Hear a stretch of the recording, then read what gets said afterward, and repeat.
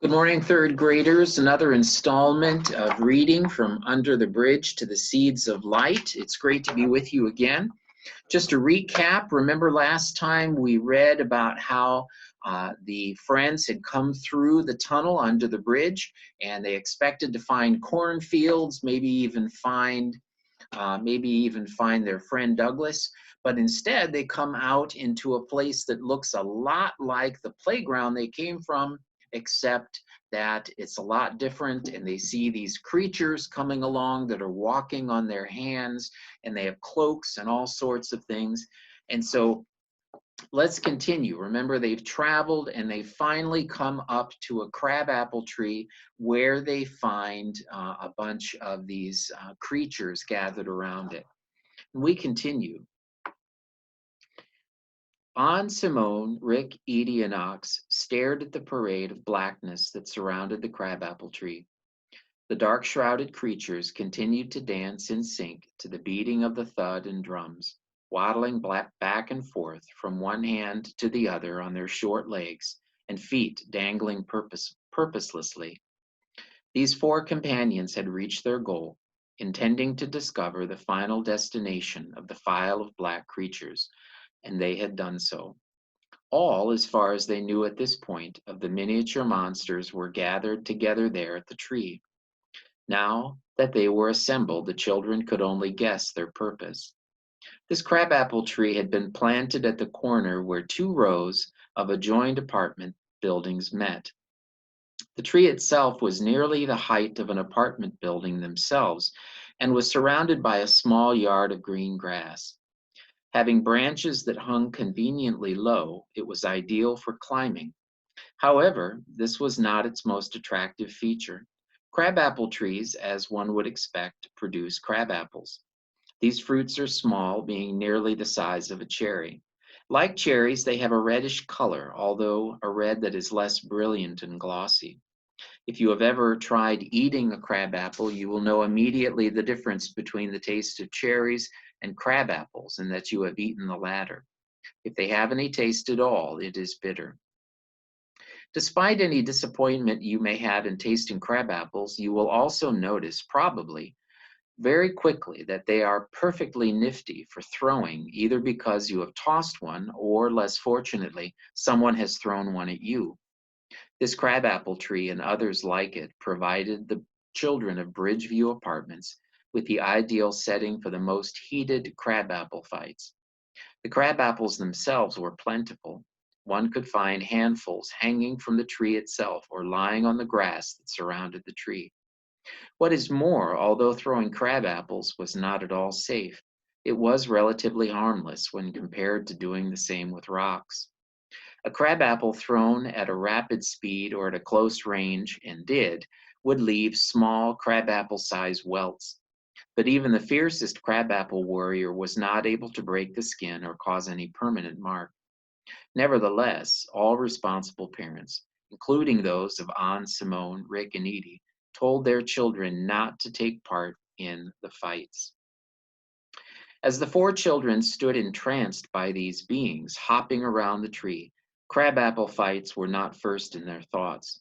They were overwhelmed and paralyzed by this large number of creatures that had grown into an army. They wondered if these foul friends had done something dreadful to Douglas. They wondered if the same might be done to them. Although they stood a safe distance away, the four had no desire to be discovered. Taking the initiative, as he normally did, Rick gently placed his hand on An's arm and began to slowly move toward the dumpster placed between the end of the apartment row and the green grass that surrounded the crabapple tree. Like the trees, dumpsters were placed between apartment rows, allowing residents to conveniently get rid of their trash that would later be carried away by a truck. Being somewhat large and certainly taller than at least Simone and Anne, the dumpster provided ideal cover. The four were safely concealed and could more clearly see what was transpiring around the crabapple tree. Light from the torches cast as much illumination as they could muster. The flames themselves moved little as there was no wind in the air. Shadows created by the fire's glow produced a shadowy duplicate for each of the gloomy beings, so that it appeared that they were twice as many as creatures as there actually were. They danced with all fervor and buoyancy of children who had just been told that Christmas will come 1 month early. Effortlessly and in perfect unison, the gloomy garrison broke into song with gruesome growls intermingled with the drum beats. In the shadowed gathering, dread and horrors be, all his minions clamoring here beneath the tree. Rog, rog! See the glow of firelight, heat of burning wood. Cast aside the look of youth, wear the darkened hood. Rog, rog! Ba-da-dum, ba-da-dum, ba-da-dum. Lo the sky in purple hue, darker every hour. Soon the world will come anew, hide and shriek and cower. Rog, rog! Long of arms, the longest part, ere the earth are needing, draw the light from every heart, on its brightness feeding. Rog, rog! Ba-da-dum, ba-da-dum, ba-da-dum. Then just as sharply as it began, the singing stopped and the drums' claws ceased their beating. The four children and Ox all jumped slightly from where they were. On grabbed Ox and fixed his hand over the dog's mouth, expecting some sort of bark or yelp at any time. After a brief moment, one of the dark creatures stepped forward and spoke in a firm, commanding voice. Bring forward the new recruits. 3 or 4 of the black minions walked behind the tree and returned, pulling a group of children tied together in ropes. Until now, the children were neither able to see the children behind the tree for the sake of darkness, nor able to hear them from the ear-splitting shrill of the dark army's horrific hymn. These children were not dressed in the black cloaks of the creatures, but were dressed normally.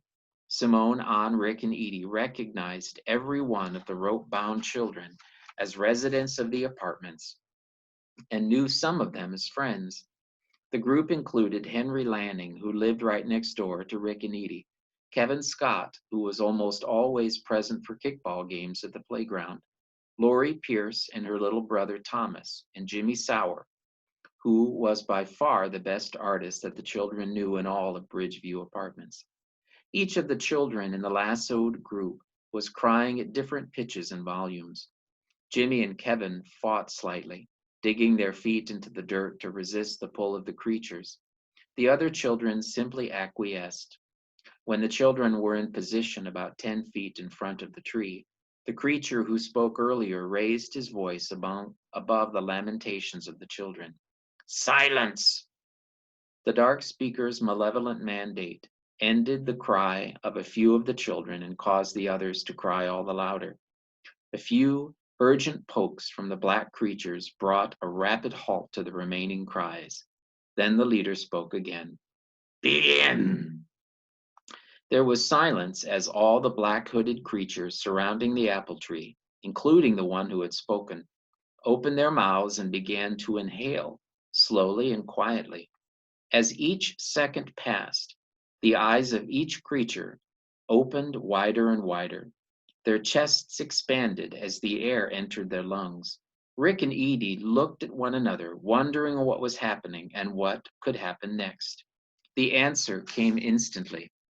The sound produced by the dreadful inhalations of the beastly brood came to a loud rattling hum. All of the children tied together looked with fear and stupefaction at the creatures breathing in around them. Then suddenly, a small ribbon of light streamed out from each of the children. Each stream of light was pure, white, and glowing. The streams rose up and came together about 5 feet from each child. When the ribbons of light coming from each of the bound children had fastened together in one single glowing orb, it broke apart again, delivering individual ribbons of pristine white light to each gaping mouth of every dark creature. These creatures were breathing in the light coming forth from their young prisoners. They were inhaling longer than any creature could do so, now taking in light instead of air. The process of brilliant light traveling from children into the mouths of the dark creatures lasted nearly a minute. Simone, Anne, Edie, and Rick, consumed with this terrific sight, were unaware of the time it took. They were simply beside themselves with fear. Dread filled their hearts that they knew, to see that they knew, to see the children that they knew experiencing this horror. Terror bathed their minds as the thought that they themselves might undergo the same thing. This uncanny passage of light was certainly enough to occupy their attention. Yet the four friends were witnesses to other happenings as well. While the beams of radiance traveled from child to creature, the children passively underwent changes. Each child began to shrink in every part of their bodies except their arms and hands. In fact, their arms and hands grew larger and more muscular than they were before. Eventually, their legs and feet became small so that the children were no longer able to support themselves normally. Some, more gracefully and naturally than others, placed their hands flat on the ground, like one would do with a foot, suspending their bodies, legs, and feet. The face of each child also transformed. Each appeared as though they had aged at least 30 years. Their expressions, previously filled with fear, now became beacons of hopeless despair.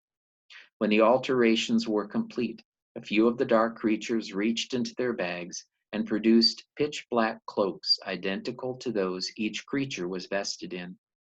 They approached the children, now shrunken and completely transformed, and wrapped each in a cloak that was black, laying it across the shoulders and tying it at the neck. This made the truth unmistakably clear. The transfer of light from the children to their hooded captors had effected a gruesome change.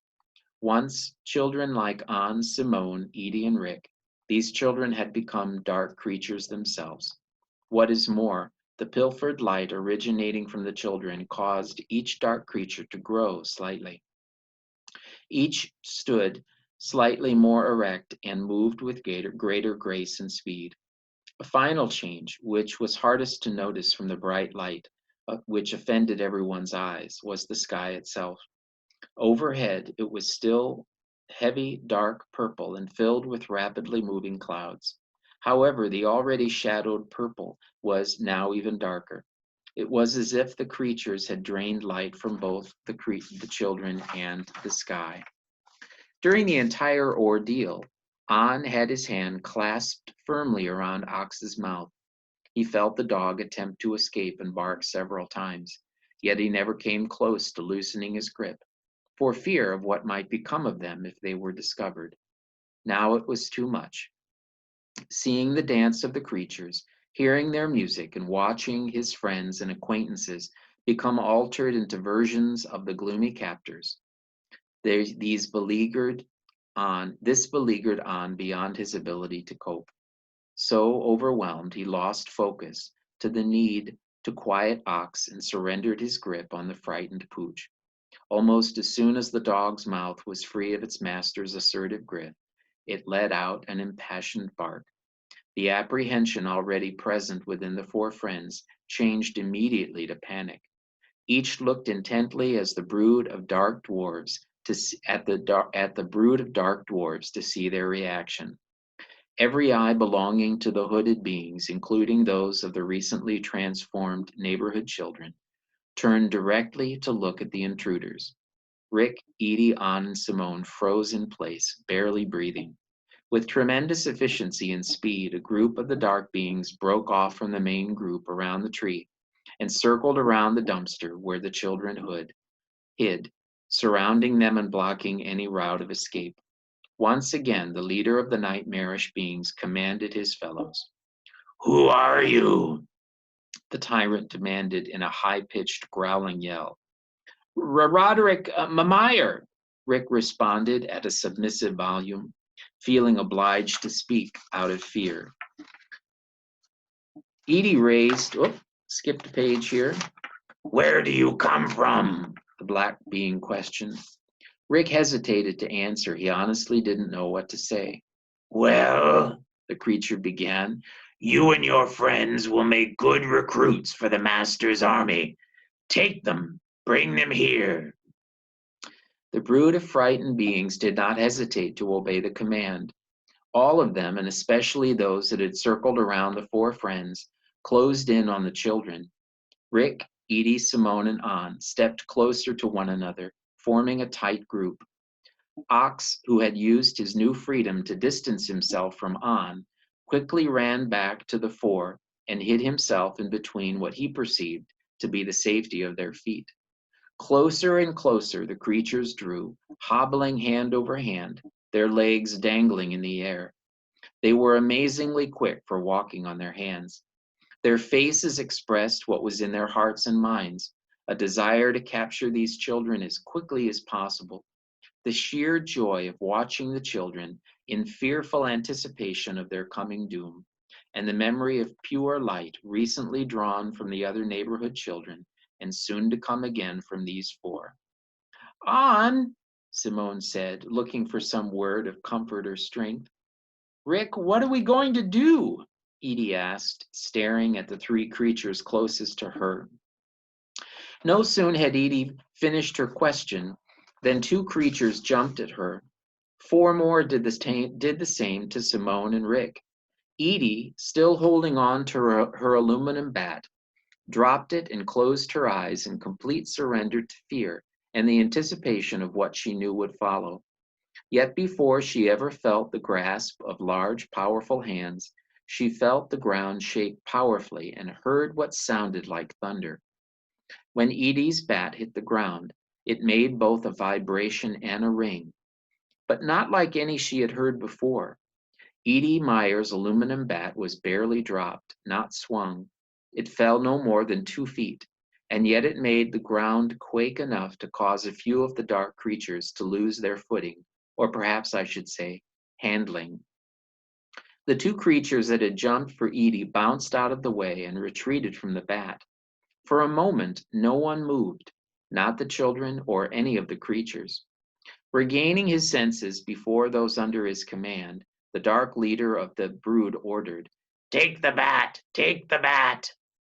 Rick, doing his best to remove the creature hugging his leg and the other climbing onto his back, shouted, "Edie, pick up the bat!" Edie shot down and snatched the bat from the ground with her hands. She clutched it fervently, like a drowning man would a life preserver. This caused an immediate and quite interesting reaction from the entire group of black creatures. Each member of the brood opened his or her eyes in shock and began to move away. Those already clasping Rick and Simone released their grip and did the same. Rick cried out, "Edie, hit the ground!" Edie raised the bat with both arms over her head and brought it crashing down on the cement that covered the parking lot. Edie's mighty wallop produced the same effect as it had when dropped, but now with much more power and volume. The blow made a grand ka-ding and sent waves of vibration through the cement, the cars, the dumpster, and even the crabapple tree. Every single dark creature fell to the ground. Those closest to Edie were actually thrown into the air by the shock. Despite these impressive effects, Edie felt none of the vibration she was used to when hitting a baseball with an aluminum bat. In fact, she experienced no vibrations at all. What is more, although surrounded by collapsed and dazed creatures, neither Simone, Rick, or An were in any way affected by Edie's amazing blow. They stood solidly on their feet, astounded by what Edie had done with her bat. Quickly recovering onto his hands, the hooded leader began to scold his underlings and issue them commands. "On your hands, you miserable beasts!" he shouted with contempt and volcanic anger. "There are only 4 of them." Like all evil beings, they obeyed more out of fear than courage. They looked at Edie and then looked at their leader with his snarling, fuming expression. Each creature regained his hands. Some began to close in again before others. A few stood still, undecided about what they feared more, Edie's battle baton or the wrath of their lord. This time, Edie needed no prompting from her brother. She extended the bat so that her hands clasped the handle at the bottom. Again, she raised the bat over her head, this time so far that the tip of the bat nearly touched her back. She made sure her feet were in place, as she always did, and yelled, "Stepping up to the plate!" Edie Meyer swung the bat with every ounce of her force her arms could produce. The bat struck the ground with a terrific "whong." So powerful was the blow that it cracked the cement and opened the brown earth underneath.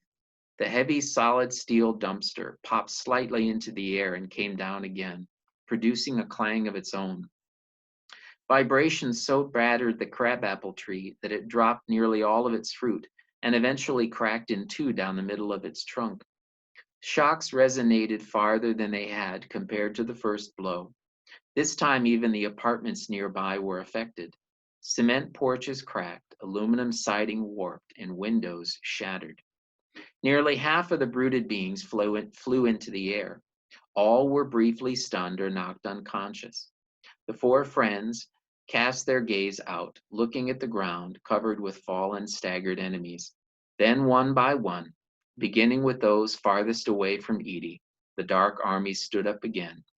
This time, however, they did not wait for orders from their leader. They ran. They ran as fast as their two hands could carry them. Making a desperate effort to rally his troops, the dark leader called out with orders to regroup. It was no use. Not one of the leader's underlings paid any attention to his yells, demands, or threats. They ran. Well, I hope this has been fun for you. It's great for me always to review this and to see it again. I pray blessings, and of course, until next time, it's great to think about what will the children do? What's going to happen to them now that the creatures have all ran away? If you're reading ahead and you're able to do that, of course, you know the answer. Hope you guys are doing okay, and we'll see you soon.